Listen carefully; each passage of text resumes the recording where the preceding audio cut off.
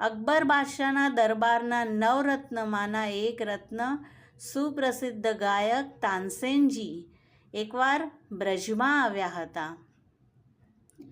શ્રી ગુસાઈજી તાનસેનના કીર્તન શ્રવણ કર્યા. તાનસેન પણ શ્રી ગુસાઈજીના સેવક છે અને તે સમયે ગોવિંદ સ્વામી પણ ત્યાં કીર્તન કરી રહ્યા હતા. શ્રી ગુસાઈજીએ તાનસેનના કીર્તનને શ્રવણ કરીને 500 સુવર્ણ મુદ્રા ભેટમાં આપી અને સાથે એક કોડી પણ આપી.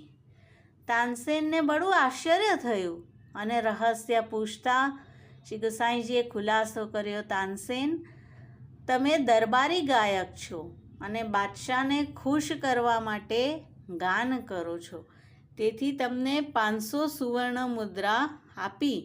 પરંતુ ગોવિંદ દાસ જે પ્રભુને ખુશ કરવા માટે ગાન કરે છે તેમની સામે તમારી ગાયન કલાની કિંમત કોડી સમાન છે.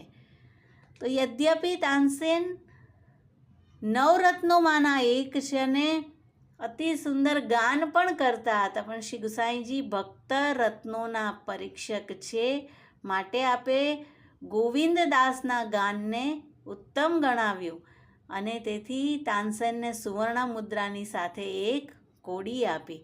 તો આ રીતે આ સર્વાત્મ ભાવ વિનાના અને સર્વાત્મ ભાવવાળા ભક્તોને અલગ અલગ તારવે છે અને તેમના અધિકાર પ્રમાણે તેમને ફલનું દાન કરે છે. ભક્તરત્ન પરીક્ષકાય નમઃ.